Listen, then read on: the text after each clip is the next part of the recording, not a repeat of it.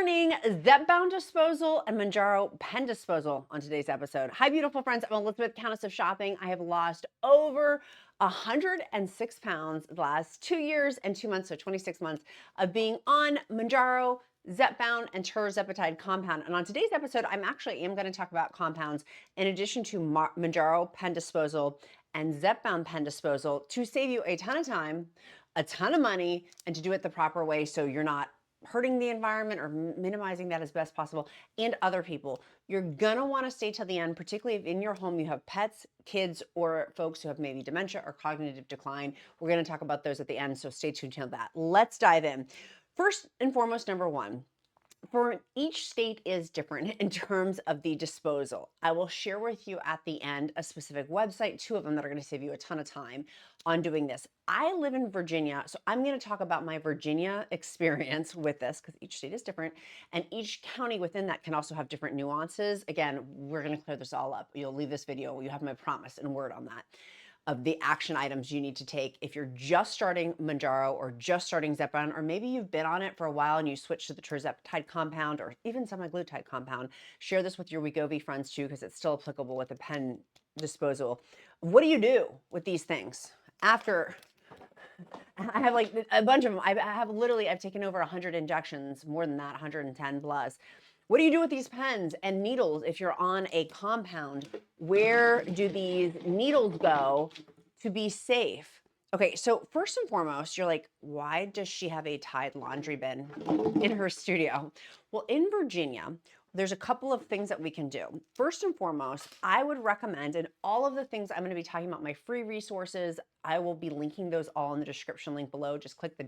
more button and you can take advantage of those. I have 2 different containers that are called Sharps containers. They're disposable ones. They're the ones that are like biohazard. They're the biohazard ones of where you look at this and you're like, ooh, I don't want to put my hand in that, or ooh, I don't want to touch that. I have 2 and you're like, Elizabeth, why do you have 2? The first one I have, if this is where my pens, and when I did do compound, where my tirzepatide compound needles would go into. It's clearly marked. It has a safe topping on it. This, and I can hold a bunch in here. Now you'll notice I have a little one. When I first started Zepbound and Mounjaro, I used this little guy. It doesn't hold that many pens in it though. So what I do when I travel is I take this little guy with me. When we go away, which we do every, I'm gonna be going away here soon, of where, when we go away for multiple weeks, and I am with my family or with my family and other people, I take this with me so they know. It's not for me. I'm fine with my disposal of it. But if I have a cleaning crew that's coming in, to keep other people safe, because this, after all, has a needle, which has, you know, has had blood touching it. And like, that's just to be sanitary and also safe. I bring this with me on my travels. I just pop it into my suitcase. Of course, when I start my journey, and if you haven't seen my travel video, check that out in the playlist down below. But when I start my journey, I make sure it's empty, obviously, in there. But so then that way, it's very well known that there is a pen in here, a needle in here to keep house cleaners, family members, friends, whomever, even my hot husband. I don't want him touching my pens. So I bring that with me when I travel. At my home, I use this one. And you're like, okay, that's easy. Let me go down in the description link. I'll go snag that. Okay, then you're like, why does she have a Tide container? Well, in Virginia, I found out, and maybe in your state too, you can actually, when you dispose of them, so the actual not holding them and waiting to like throw them out or take them to a proper place. In Virginia, my rule state for my state, and even for within my county, I can dispose of my pens in a laundry detergent container, pending it has a top on it, which I'll seal the top on it. And then I just have to write on it like biohazard, sharps, needles, and like I'll probably even print out off of my computer like a face, but the ink on that may run, so I'll cover it with some clear tape just to be, I'm one of those type A personalities, but literally you're just supposed to label it biohazard on there and like do not open, do not touch, things like that. So I can dispose of them that way. As somebody who loves the environment and who literally has solar panels on my home because I love the environment, throwing away this plastic bin pains me which is why I'm holding off on throwing away all these, because normally I would just recycle these. It pains me to throw away this plastic because I know how long that's going to keep in the ground for, but it's keeping other people safe and myself safe, the garbage people safe, because then I can just put this in my garbage. I don't have to go anywhere to dispose of it. Again, in your county and in your state, that rule may be different for you. That may be different for you. But for me, literally could just pop the lid on and put that in my garbage can. You could use and keep buying, if you wanted to, these biohazard containers, the sharps ones. But that gets pricey. Like, and not that I'm throwing these away. Like that, this is a big thing to fill with pens. You can just imagine, like, this takes a while to fill up. But keeping that in mind, like, that's super, super helpful. That you could actually throw these away. And in your state, if you're not allowed to use like the laundry detergent method, you can do that. Eli Lilly used to offer free sharps containers. They don't anymore, to my knowledge. If that is not up to date, of course, I will up to date it in the description link if for some reason that's changed. And same thing for our WEGOVY friends. Sometimes they offer, they had been, but I don't think WEGOVY or Eli Lilly is anymore offering these free sharp containers, but that once was a thing. Now, literally, you can just use your laundry container. I don't use that for permanent storage because we do have things like pets, dogs, cats, things like people.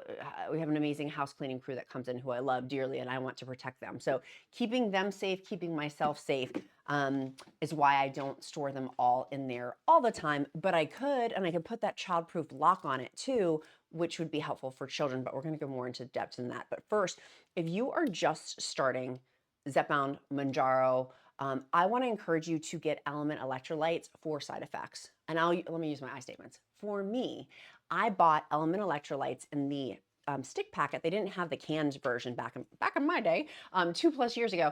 I bought these because it helped. Someone had said it helped with leg cramps, which I was experiencing. Stomach issues. There's 4 gastrointestinal ones: diarrhea, constipation, nausea, and vomiting for Mounjaro, Zepbound, and tirzepatide compound. And so I knew, I was like, if I'm having blowout diarrhea, I'm going to want to have some electrolytes for that. And that has actually proven to be very smart and very helpful for me. Of course, in electrolytes, they do have sodium. It has 1,000 milligrams of sodium, magnesium, potassium. I love the magnesium for constipation issues, but also the potassium for leg cramps in there, and in sodium. We need sodium in general. And LMNT electrolytes has a great article also talking about blood pressure related to sodium and how, I love these. I highly recommend them. I have them for my whole family. my dad actually just went to his house yesterday. He's like, can I get some more of them? And his favorite, like mine, is orange, but they have a ton of flavors. My 9-year-old kid uses these because he gets severe leg cramps. But the cans have no maltodextrin in them. And these are great because you can just pop, like, you don't have to mix anything. I do actually, this morning though, I'm not going to have a can. I have typically one per day. I'm not going to have a can today because I had instead my orange stick, which I love. I typically do a third, a third, a third. And sometimes a half.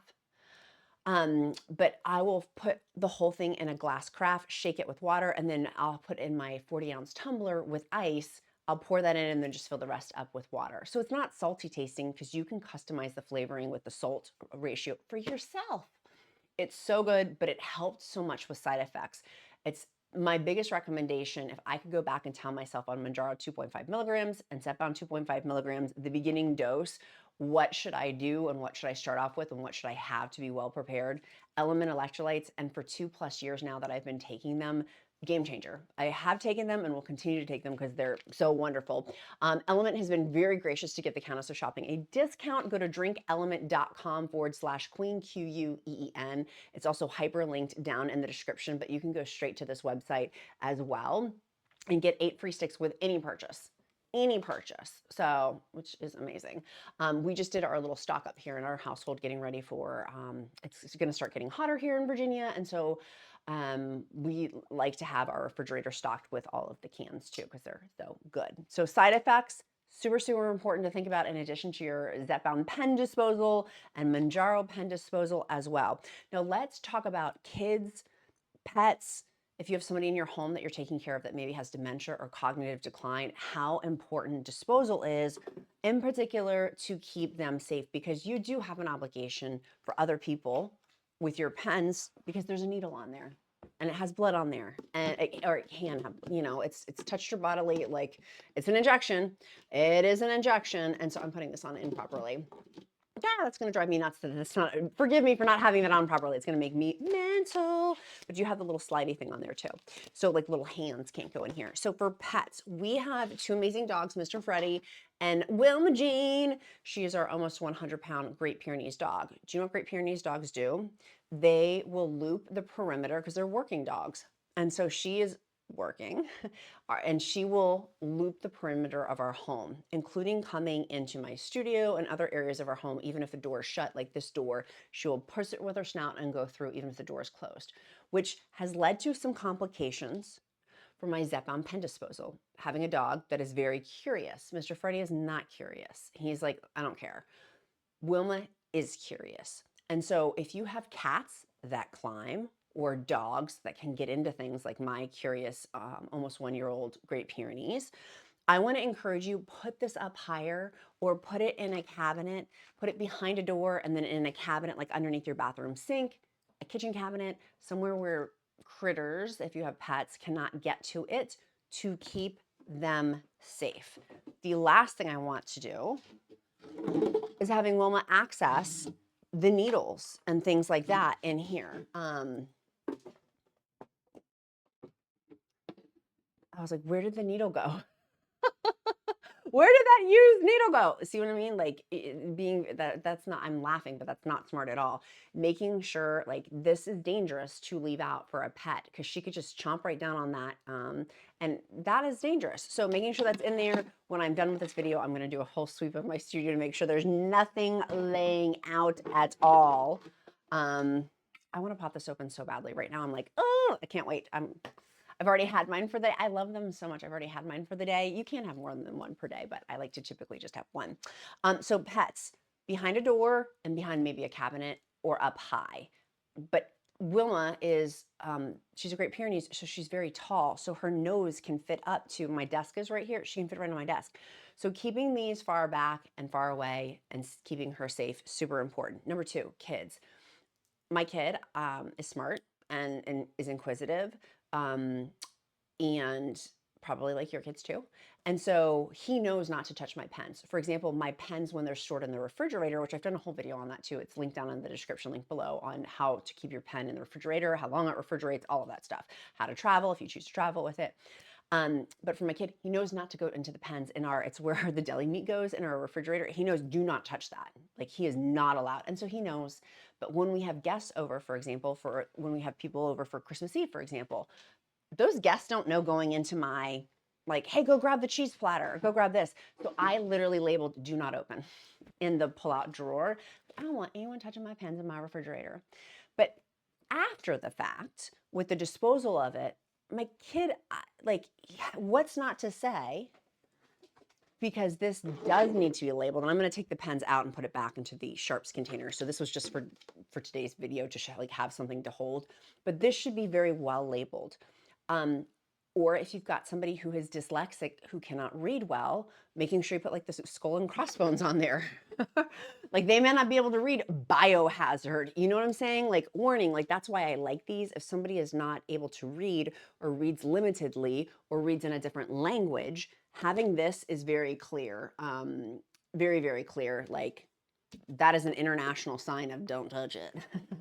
Regardless if someone doesn't speak the language well, or for somebody who maybe is dyslexic who can't read well, which surprisingly there's a lot of people who are dyslexic. So keeping that in mind, like for people who can't read well, like just making sure you have that on there. So for kids, same thing, keeping it behind a door, maybe in your own bedroom, maybe under your bathroom sink, behind a cabinet, having the like double locks of it, so to speak, like a door on your bedroom, and then in another separate room if you have like a bathroom connected to that in a cabinet that has that cabinet door, keeping them safe too. And if you've got kids and pets, you're in it for a double whammy. Maybe your grandchildren come to visit you while you are taking your medication. Maybe you're a grandparent. I know many of you are, and I love hearing it. Like, I cannot wait to be a grandma. Like, literally, it's one of my biggest joys that will hopefully be coming decades to come when the Duke has his own kids, God willing.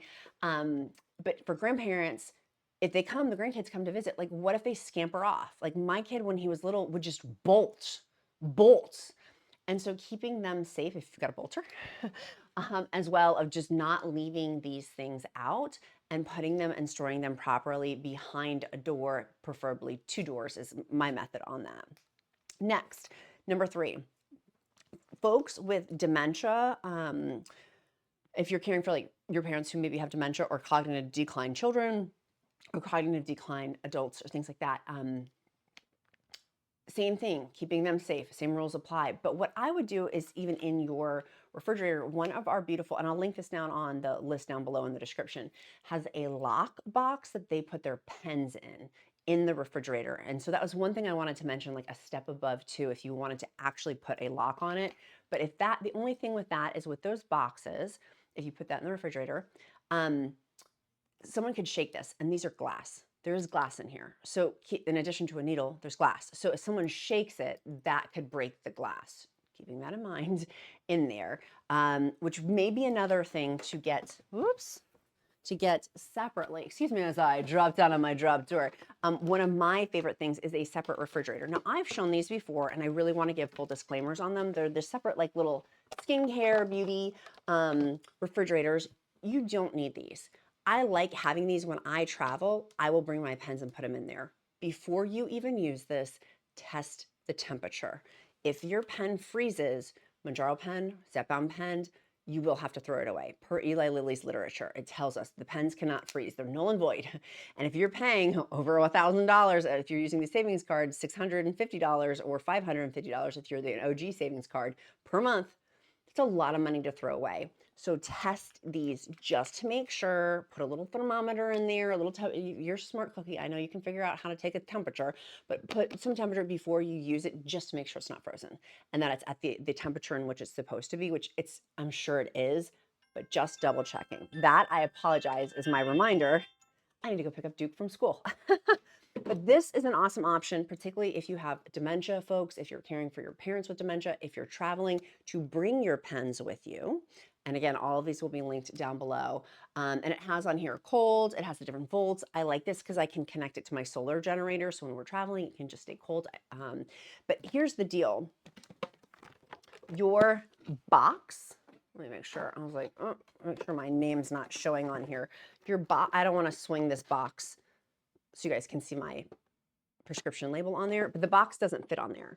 So what I do is I will wrap my pens in a little towel and put them in there as well.